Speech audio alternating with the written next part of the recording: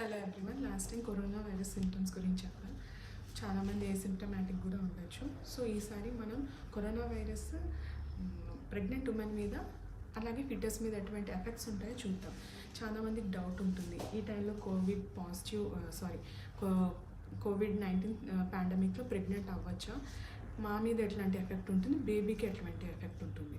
So మనం ఏదైనా comorbidities పేషెంట్కి బీపీ వచ్చినా షుగర్ వచ్చినా ప్రెగ్నెన్సీ టైంలో రెండు రకాలుగా మదర్ మీద అంటే ప్రెగ్నెంట్ ఉమెన్ మీద ఎటువంటి ఎఫెక్ట్ ఉంటుంది, ఫీటస్కి ఎటువంటి ఎఫెక్ట్ ఉంటుందని రెండు విధాలుగా ఆలోచిస్తాం. ఒక డిసీజ్ వచ్చినప్పుడు సపోజ్ ప్రెగ్నెన్సీ ఇండ్యూస్ హైపర్టెన్షన్, పేషెంట్కి బీపీ వచ్చింది, ఎక్కువ అవుతుంది, సో పేషెంట్కి ఫిట్స్ వచ్చే ఛాన్సెస్ ఉంటుంది. బేబీకి వచ్చేసి ఇంట్రాయూటరైన్ గ్రోత్ రిస్ట్రిక్షన్, అంటే గ్రోత్ కొంచెం రిస్ట్రిక్ట్ అయ్యే ఛాన్సెస్ ఉంటుంది. డయాబెటిక్ మదర్ ఉన్నారనుకోండి, డయాబెటీస్ ఉన్న ప్రెగ్నెంట్ ఉమెన్ అనుకోండి, బేబీ పుట్టడం, సడన్ ఐయుడి ఇంట్రాయూటరైన్ డెత్ అవ్వడం అట్లాంటివి అనమాట. సో ఒక కోమార్బిడిటీ వచ్చింది ప్రెగ్నెన్సీలో, సో మదర్కి ఎటువంటి ఎఫెక్ట్, ప్రెగ్నెంట్ ఉమెన్ వాళ్ళకి ఎటువంటి ఎఫెక్ట్, బేబీకి ఫీటస్కి ఎటువంటి ఎఫెక్ట్ అనేది రెండు రకాలుగా చెప్తాం మనం.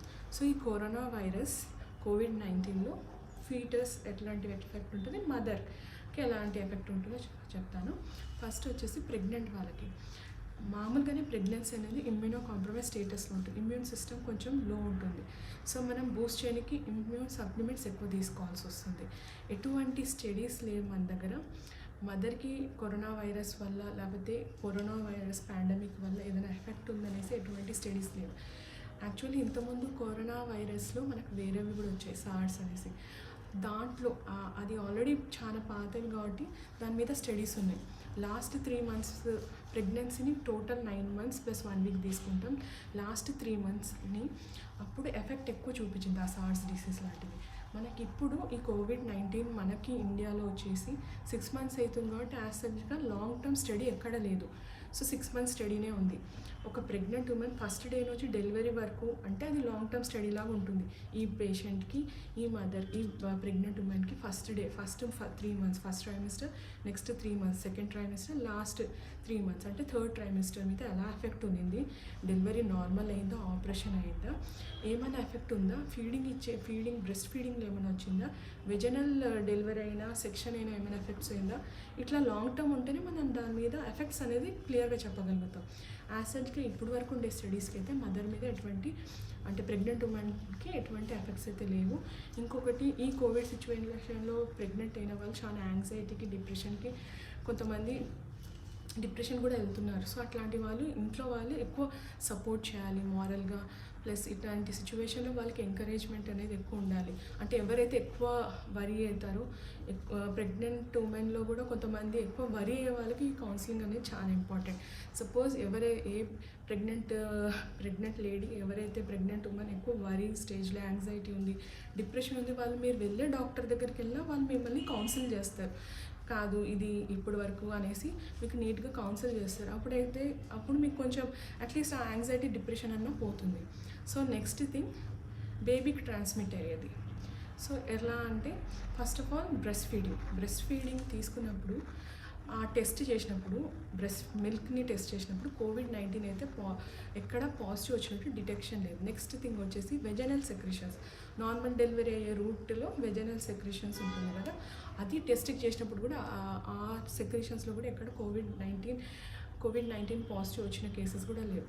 సో దీన్ని బట్టి ఇప్పుడు వరకు ఉండే స్టడీస్లో యాజ్ యూజువల్ నేను ఇప్పుడు చెప్పాను కదా, లాంగ్ టర్మ్ స్టడీ అయితే కంపల్సరీ కావాలి దీనికి. కానీ ఇప్పుడు వరకు ఉండే స్టడీస్కు బ్రెస్ట్ ఫీడింగ్లో ట్రాన్స్మిషన్ కానీ, వెజనల్ సెక్రిషన్స్లో ట్రాన్స్మిషన్ ఉండడం, అంటే కోవిడ్-19 పాజిటివ్ అయితే రాలేదు.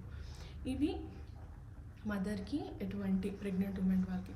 బేబీకి ఎటువంటి ఎఫెక్ట్స్ పడుతుంది, బేబీ ఎట్లా సఫర్ అవుతుంది అంటే ఫీటస్ ఎట్లా, ఇప్పుడు వరకు ఉండే స్టడీస్లో అయితే ఎటువంటి మిస్క్యారేజెస్ అవ్వడం, అబార్షన్ అవ్వడం అనే స్టడీస్ అయితే ఎక్కడ లేవు. దీనివల్ల ఒకవేళ కోవిడ్-19 వల్ల బేబీకి టెరిటోజెనిక్ ఎఫెక్ట్స్ అంటే హార్మ్ఫుల్ ఎఫెక్ట్స్ ఏమైనా ఉన్నాయో అది కూడా స్టడీస్ లేవు. నేను ఇవన్నిటికీ ఒకటే అండి, ఒక లాంగ్ టర్మ్ స్టడీ అనేది చాలా ఇంపార్టెంట్. యాజ్ ఇప్పుడు ఎవరైనా ప్లాన్ చేసే వాళ్ళు కొంతమంది పోస్ట్పోన్ చేసుకుంటున్నారు, అంటే ప్లాన్ చేసే వాళ్ళు పోస్ట్పోన్ చేసుకుంటున్నారు. ప్రెగ్నెంట్ ఉన్న వాళ్ళు కంటిన్యూ చేయాల్సిందే. కొంతమంది ఇప్పుడు ప్రెగ్నెంట్ ఉన్నాను, నాకు వద్దు ఈ కోవిడ్-19 పాండమిక్లో అనేసి చాలామంది అడుగుతుంటారు. సో కోవిడ్-19 పాండమిక్లో మీరు ప్రెగ్నెన్సీ అయ్యారు, దాన్ని కంటిన్యూ చేయాల్సిందే. ఎందుకంటే స్టడీస్ లేవు మనకి యాజ్ సచ్గా మెడికల్ టర్మినేషన్కి అది ఇండికేషన్ కూడా కాదు. అంటే కోవిడ్ పాండమిక్లో మీరు ప్రెగ్నెంట్ అయ్యారు, అదొక రీజన్ కాదు మనకు టర్మినేషన్ చేయడానికి. సో ఇప్పుడు వరకు ఎటువంటి ఎఫెక్ట్స్ అయితే మనకి ఎటువంటి ఎవిడెన్స్ కానీ ఇప్పటి వరకు చేసిన కలెక్టెడ్ డేటాలో కానీ మనకి ఇప్పటివరకు చేసిన డేటాలో ఎటువంటి ఎవిడెన్స్ లేదనమాట. ఫీటర్స్ మీద కానీ ప్రెగ్నెంట్ ఉమెన్ మీద కానీ ఎటువంటి ఎఫెక్ట్స్ ఉన్నట్టు ఎటువంటి డేటా మన దగ్గర లేదు స్ట్రాంగ్గా. లాంగ్ టర్మ్ డేటా అయితే ఖచ్చితంగా అవసరం ఉంటుంది.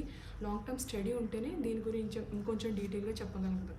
యాజ్ సచ్ ఇప్పుడుండే కరెంట్ స్టేటస్కి, ఇప్పుడుండే కరెంట్ సిచ్యువేషన్, ఇప్పుడున్న కరెంట్ ఏదైతే డేటా ఉందో దాంట్లో అయితే ఎటువంటి ఎవిడెన్స్ అయితే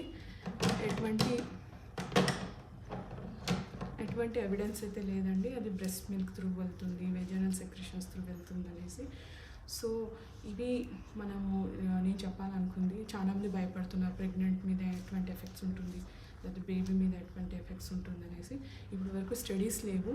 చాలా మటుకు దాదాపు చాలామంది ఎవరైతే ఎగ్జైట్ ఫీల్ అవుతున్నారో కొంచెం డైలీ కొంచెం మార్నింగ్ అండ్ ఈవినింగ్ వాకింగ్ చేయడము, ఎక్సర్సైజ్ చేయడము, బాల్కనీలోకి వెళ్ళి సన్లైట్లో ఒక 15 minutes కూర్చోవడము, లేకపోతే మీరు ఇంకా యాంగ్జైటీగా డిప్రెషన్లోకి వెళ్తున్నారంటే మీరు కన్సల్ట్ అయ్యే మేడంకి కంపల్సరీగా ఎక్స్ప్రెస్ చేయండి. వాళ్ళు మీకు కొంచెం ఎంకరేజ్ అంటే మీకు బూస్టప్ చేయడానికి ఇంకేదైనా అడ్వైస్ ఇవ్వచ్చు. సో ఇవి మన COVID-19 ఎఫెక్ట్స్ ఏంటి ప్రెగ్నెన్సీ మీద, ఫీటర్స్ మీద. Okay, thank you.